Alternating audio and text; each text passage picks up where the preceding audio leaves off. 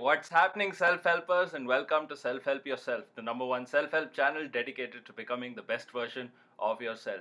And every week on this channel, here we inspire you through the power of psychology to become the best version of yourself.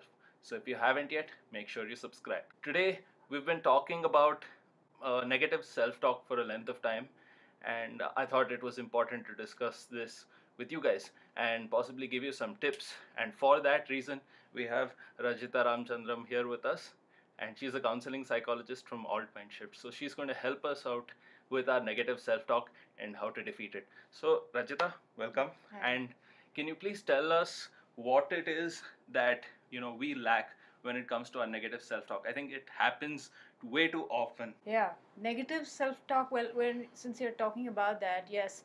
So self-talk is the way we talk to ourselves, Yeah. right? And it has both elements of positive and negative. It's not like we think only negative all the time. But when we talk about problems, we are largely looking at disturbed self-talk in the head, which is sort of negative in that sense. When we're looking at negative self-talk, the reason why this really happens with us is because innately we are also sort of irrational. We have a combination of being rational and irrational at the same time. We cannot necessarily be only positive thinking individuals. So it's one of the limitations that human beings have, that we are likely to also jump to conclusions or make inaccurate conclusions or faulty judgments. And so it's just the way human beings are built. And so we do have a certain limitation within ourselves where we cannot necessarily only think positive all the time. And even when we face situations around us, they are likely to be triggers for us. They are likely to generate certain emotional responses for us. But that's when the self-talk plays a role. If you have a healthier, balanced self-talk within yourself, you are likely to evaluate your thinking processes more, and also correct the negative to a more realistic framework where it has a more coping mechanism. We are biologically built or wired in a way to be able to also think irrationally as much as we can think rationally. So human beings are understood as a superior intellect, right? We have the ability to analyze, to sort, to separate, to analyze all kinds of information.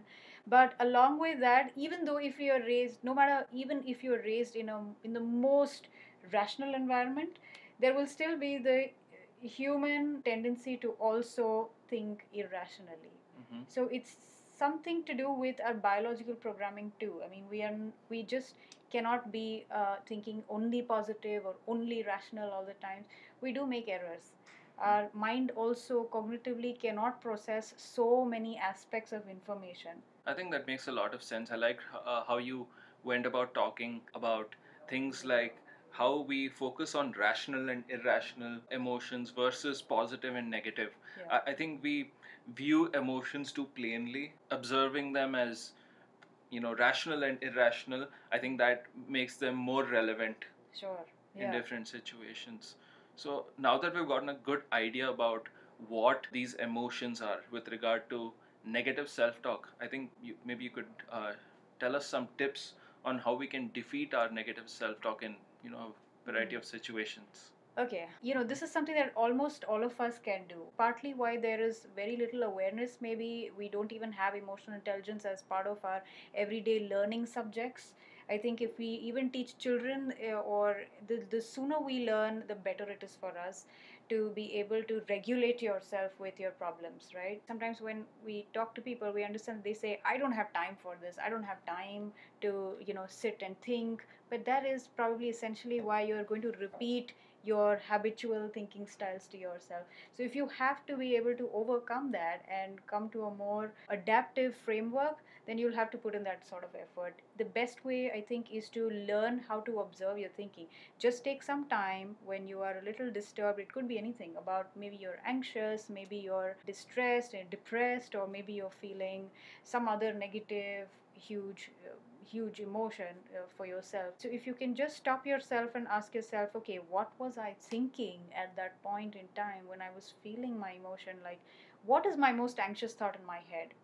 for example, right? Or what is my most guilt provoking thought in my head, or what is my most depressive thought in my head.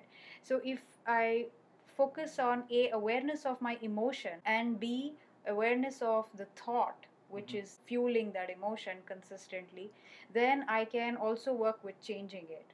So awareness will really, really help that. And one of the ways to do it is to, you could either like sit down and visualize it, or like if it has happened sometime back in the past, you can come back, take a moment and sit down to visualize it, so you get a full recall of that, what was I thinking when I was feeling this particular emotion. Or second is to maintain a thought log. It's a good practice to, even put down something on paper. Yeah. And say, okay, this was the situation when I got upset. Now upset could be anything. It could be feeling frustrated, it could be feeling sad, it could be feeling anxious, right? So if I felt anxious, what was my thought at that point in time? So that is a good way to actually keep more and more awareness about what's happening in your mind, in to develop that sort of observational skill of your thinking. Once you do that, then you will be also able to see the illogical aspects of our thoughts, right? Where we may be exaggerating something way out of proportion, or we may be jumping to a certain conclusion without an evidence. Many times we are likely to, when we are disturbed, we have a tendency to jump to quick conclusions in our minds. Like, I'm not a good enough human being, or I'm not worthy enough, or something wrong is going to happen, and things like, which may not necessarily be evidence based, but they're just more feeling based. Yeah. Or basis of our prior beliefs which we come with. So where we want to see certain outcomes, where we want, and it's sort of a necessity in the mind. When we say I want to see it, it has to occur this way. So there's a very strong demand in the mind, because of which you are likely to get disturbed. So yeah, that, I think, one of the ways is to put a thought log, or to just even sit down and think, visualize. Even meditative practices can help, because when you slow the pace down of your brain, then you can train yourself to also observe. And when you observe, you will be more aware, and when you're aware, you can question more. Yeah, that seems to make a lot of sense. I think we are too fast paced with our thoughts most of the time, and slowing things down always helps. So some of the things that you mentioned in particular really stood out, and one of them for me was how we view these thoughts and emotions, and how they tend to become habitual. Yeah. So this really stood out for me. And if we recognize them as habits that have been formed over a period of time, they can be undone by learning new habits. So this is something that I really picked up from what you said. Anything else that we can do to challenge this negative self-talk and bring it out of the picture as much as we can? Yeah, actually, the starting process is this, really. And then the rest is how much you put it into consistent practice. The practice of consistently checking, what am I thinking negatively, what am I exaggerating out of proportion, what am I blowing up in my mind, what am I generating my disturbances around, what are the demands which I need. I tell myself I need these certain demands to exist for me to be happy. Like, for example, people could have conditional understanding of happiness, where I will be happy if and only if this particular condition is met, or if that particular, now that condition could be anything. For somebody, it could be excelling at a job in the ways they define excellence, or it could be achieving a certain role, being a good parent, good father, good mother, good lover. It could be anything, right? So in that sense, how they are also demanding that certain conditions which they feel are important in their life, but should also necessarily exist. That it doesn't just stop with the acknowledgement of importance, but it also goes one step ahead into demanding that because it is important, it should necessarily exist for me. And one of the things that you just mentioned to us was turn it into a preference. You choose. Yeah. Oh yeah. Yeah, that's also important. One of the ways to turn the demand around, or reduce the disturbance in your mind, is to be able to ask yourself, is it very, very, very important, or am I also saying that because it is very, very, very important, therefore it should also exist, should exist, or must exist, right? In that sense, it becomes a demand or a rule. So if you have to turn that to a preference, which is a more healthier way to think, so if you turn that into a preference, you could always come back to it as, I highly, highly, highly prefer It's very, very, very important, and I highly prefer that. Let's call it I do well at my job, okay, for example, but that doesn't mean that I will never fail. Mm-hmm. Yeah, because the demand in the mind which could get somebody anxious is in this condition could be that I must not fail, I must not make a fool of myself, or I must not look stupid, or I must not be evaluated poorly by others, and so many other thoughts, right, or other kinds of demands in the head. So the way to change that would be to develop higher preferences, desires, wishes, or wants, but reduce the content of the absolutism of the need, should, must, have to. Yeah, that. Yeah, so how you view it also matters, and that ultimately reflects in how you change it. Yeah, yeah, precisely. So, all the tips that you shared with us have been really helpful. Again, just running through them, you spoke to us about how we should become self aware first, Yeah. logging and making journals Yeah. of our It's a self great talk, practice, yeah.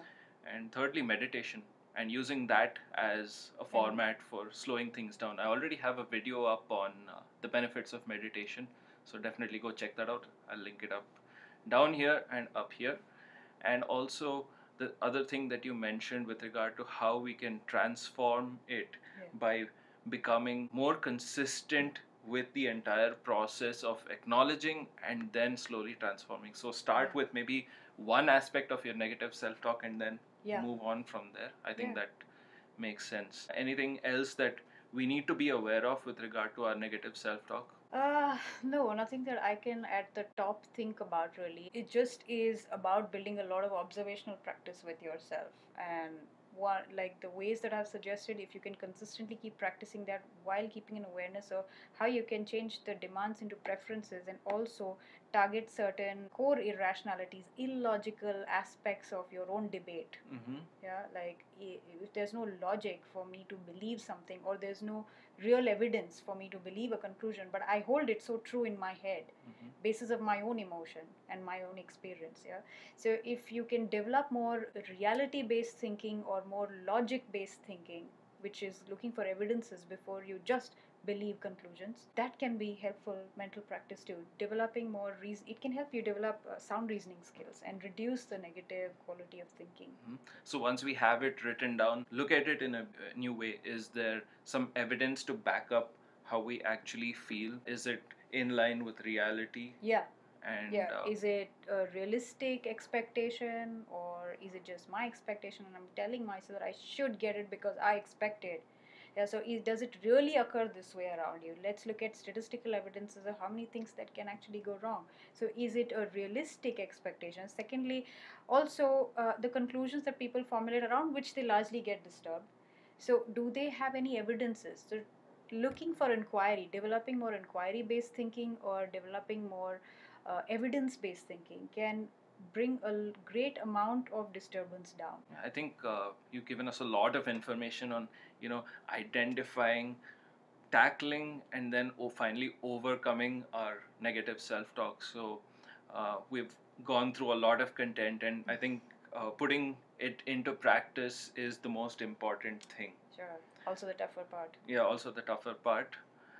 But that's what you guys need to do, and that is get started and get going with transforming your negative self-talk. Of course, there's already a playlist up on self-talk, so go check that out. And of course, we are always going to keep putting out more content this way, delivering talks from a wide variety of areas in psychology that are going to make you the best version of yourself. On that note, I'd like to thank ma'am for coming on the channel and telling us all about negative self-talk and how to defeat it. If you haven't yet, make sure you subscribe. If you enjoyed this video, make sure to give it a thumbs up and leave your comments down in the section below. This is Vikram signing off, guys, and I'll see you in the next session.